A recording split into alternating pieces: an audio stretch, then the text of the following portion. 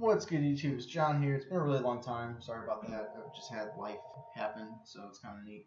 Um, anyway, we'll make a quick video of this. I don't want to take too long because I'm getting kind of tired of redoing this video and messing up and redoing it again. So yeah, we'll go into it. It's Monarchs with extra deck. It's built totally different than your average extra deck Monarchs or your normal Monarchs without extra deck because it's ridiculous. But I feel like this is probably one of the more consistent builds. It's been very few times that I actually break. And like the times I do break, I open a bunch of useless spells or something like that, which is very, very, very rare. Anyway, only extra deck and the main deck today, no side deck because I just don't feel like showing the side deck, and I don't have one built yet. So yeah. All right, monsters first. 3 Ether, and Ether is just really good. It allows you to make your rank 8s. It's easy drops and searches out your other cards to go to hand and whatnot. That and it sets up your grave and stuff. Like it just gives you more advantage, so it's good. I only played one Erebus. I played 3 and 3 for a while, and it just got super cloggy in this version.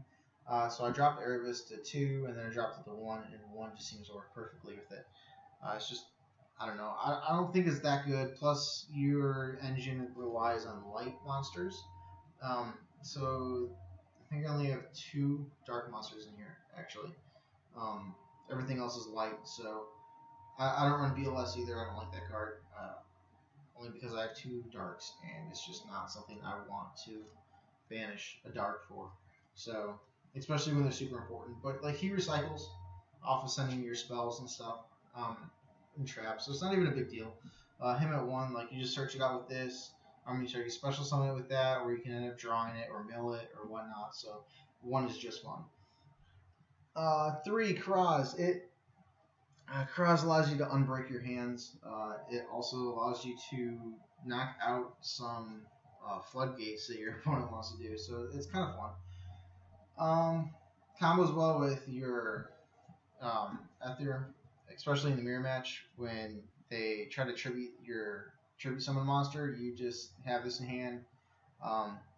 When they activate Stormforth, you chain effect of this, and then you'll get the special and whatnot, and it's kind of crazy. So yeah.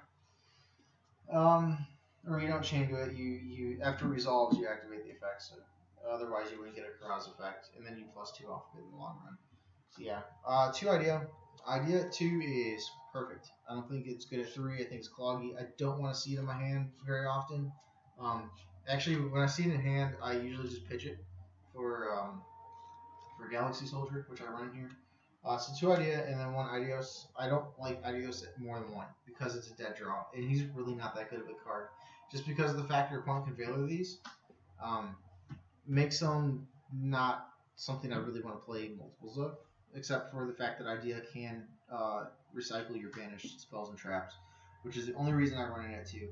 I actually thought about just running Idea at 3, and I started to realize that this is really important to recycle your Idea and then to get your extra summons off and stuff like that. So yeah. 3 Galaxy Soldiers. My friend actually gave me the idea for it. He played Galaxy Soldiers in his build. He played 3 and then he dropped it to 2. I tried 2 and then I didn't like it, so I bumped it back up to 3. I feel like it's more consistent, allows you to make more rank 5s. It's just too good not to play. Also, you instead of just tribute summoning him, if he specialed off of Reasoning, which I play in this, or from hand by sending another light monster, he searches another copy of himself pretty much, or just any Galaxy monster is what it looks for. You just need to find another Galaxy monster and add it to hand with a special summon. So there's been a lot of times I hit him off Reasoning and then just add another one. So it's a +1 in the long run. Or it combos really well with Idea late game or mid game, just because of the fact that you can add your banished monsters and it searches.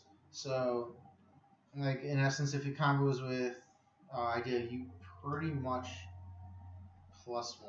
Because Galaxy Soldier replaces itself, Idea replaces itself, and you have a Galaxy on board, so it really is a +1 if you hit it off of Reasoning, or if you use Idea with it.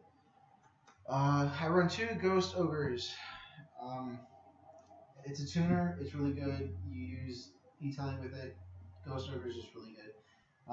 You can send it from your hand as a hand trap, or you can synchro with it. And that's pretty much it. It's good. Makes rank or level 8 synchros and fast. Spells.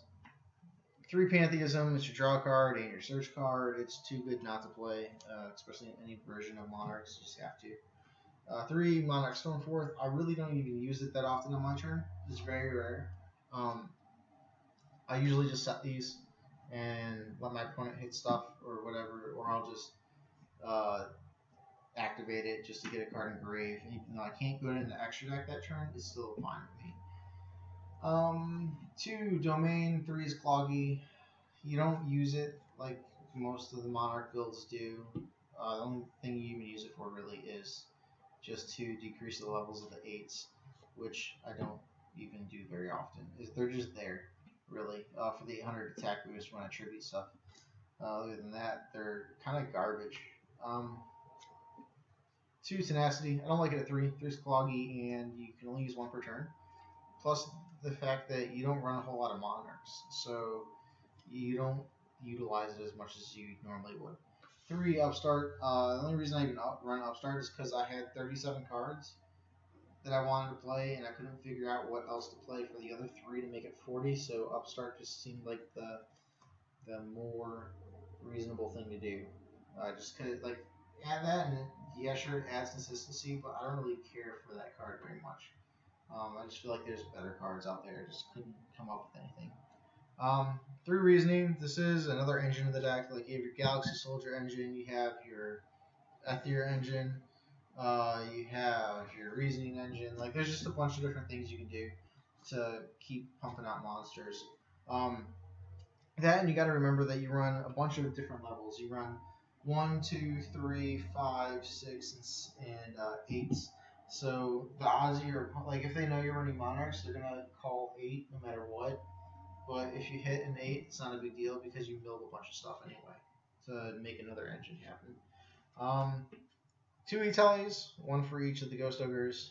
I don't like 3. There's no point. It's not like Ghost Ogre is that important of a card.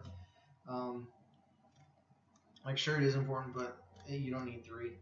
It's just cloggy, and there's better cards in place for the 3rd one. So 2 Instant Fusion. I don't like 3 either. My friend actually wanted to playtest 3. I don't like it because there's been a lot of times I open with 2 and you can only play 1 per turn, so it's really a dead card in my hand. In fact, I see both of them a lot of the games on different turns, obviously, but I don't open 2, so that's all I care about. 1 Chicken Game and then 1 Terraforming. That is it for the spells. So I guess if you think about it, I'm running only 35 cards because the 3 Upstart and then Terraforming, you can get Chicken Game or Domain or whatnot, and then this is just a +1 anyway. So yeah, and then you only run 3 traps, which is the 3 Prime Monarch. They get into grave so fast, it's ridiculous. So you make rank 5s all day long, and you can synchro with it, so it's not even that big of a deal. It's awesome, actually. All right, it's actually a cool way to do this is I actually play. Normally, I'll have my extra deck in black sleeve or in the same sleeve color that my main deck is in, just because I put this on top of it, so my opponents will be like, oh, they're playing Domain Lock, and then you just go into a bunch of extra deck stuff, and it's kind of fun. It screws with them a little bit. But yeah, it's just kind of like a spike out for that. Let's see, rank 5 is in the extra deck. I don't even know how to pronounce this. I just know you use. I don't even go into him very often. He's really situational. So like what he does is he uses 3 level 5 monsters to go into him. He's a 3200 attack monster, 2000 defense. You detach a material, send the top 3 cards of your opponent's deck to the graveyard, and if you sent any monsters, you pop a card for each monster that you sent on their side of the field. So it can be a board wipe. That was just a really big beat stick, and then the board wipe is just extra if you think about it. And he's actually not too hard to go into because if you make a prime your opponent's turn, make another prime, then use Galaxy Soldier, that's this guy, and Since he's 3200 attack, you mill 3 of your opponents, especially against like Dino Mages or any kind of Perform Mage or whatever deck. It's like they run 25 monsters, so your odds of doing that and board wiping them is pretty high. So yeah. Continuing on, we have one Shark Fortress that allows you to OTK. You get a big Monarch and him, detach, target your big Monarch, they can attack twice, swing for 24, 28, 28, that's 8,000 exactly. It's really good. There's been a lot of times I've actually done that. One Durandal, I ran 2 for a while, don't like it at 2. I never used the second one, so 1's fine. One Volcasaurus, he is alright. I don't like that he targets, but other than that, he's actually a decent card for dealing burn damage and getting rid of a monster, so it's not too bad. I never actually do use him, so. 2 Pleiades. It's really, really good against Burning Abyss or any form of Exceed deck because of the fact that once they make the Exceed, you just bounce it back, and then they start losing card advantage, so it's just really good. That and it gets rid of problems, or you can bait out traps with it because your opponent won't want you to do anything. So you'll like summon him, and then they'll be like, okay, bottomless or torrential, and then you change the fact to target something else and bounce that card. So you actually get more out of him than most people would think. And 2 is good because like there's been a lot of times I can actually go Pleiades, bounce 2 cards, swing for 5,000, pass turn. You know, like stuff like that. It's absolutely ridiculous. 1 Nova, 1 Infinity. I never really use it. The times that I do, I don't lose, but they get rid of it easily. So because like any good player can play around Infinity, so I almost don't even like it, but it's just there just in case. 1 M7, he's just a bigger Pleiades. Like if the only thing I can go into is this, and I just need to pump it up a couple hundred, then you just go into this and swing over something. So it's not too bad. It's just not that great. One of the new number 38 thing. He's the one that negates a spell and can change the target for the attack to him. So it's kind of cool, I guess. I never use him either. Like Infinity and him, I never really use. They're just there in case of something happening. Where it's like they're just extremely situational cards. 1 Omega, it's another situational card, but it allows you to gain advantage and recycle your banished spells and traps, so it's kind of neat. 1 Starlight Red Dragon Archfiend. This card is so good. It is suggested by my friend, and I love it. It's pretty much when you summon this card, it's super easy too. It's generic, level 8. So just any level 5 and a Ghost Ogre. And it allows you to blow up all special summon effect monsters in the field as much as possible with this equal attack or less. He's 3,000 attack monster, 2,500 defense. It's just too big not to. So against Perform Mage or Dino Pals or whatever, pretty much against every single deck except Monarch. So this is a blowout card. So yeah, really good. 2 Panzer Dragons. I tried to run 1 and a Norden and didn't like it. Norden's just inconsistent, doesn't do anything. It really doesn't. I don't like it at all. So 2 Panzer Dragons. I feel like I use these more often than I use the other card. So, and then 1 Chimeritic Fortress just because I don't have a spot for anything else, and I side 3 Cyber Dragons for now because that's what I have. Eventually, I will be dropping that and that. This might become what do you call it? Gaia Dragon Thunder Charger, and I'm not sure what that's gonna be. I might just drop that for Gaia Dragon. Now that I think about it, I just can't think of anything else I want to play.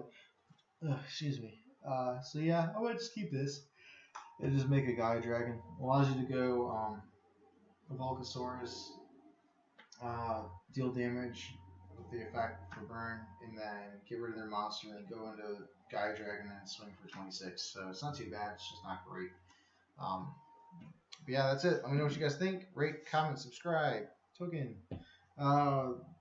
If you have any suggestions, actually, go ahead and message them to me. Let me know what you thought about the deck. If you feel like there are some improvements that can be made, let me know. I've tested this a lot, so I mean, like I said, I'm going to be changing 1 or 2 cards in the extra, but I feel like the main deck is pretty solid. yeah, test it out. Let me know what you guys think. That or come up with your own version of it, and that's literally about it. So until next time, peace.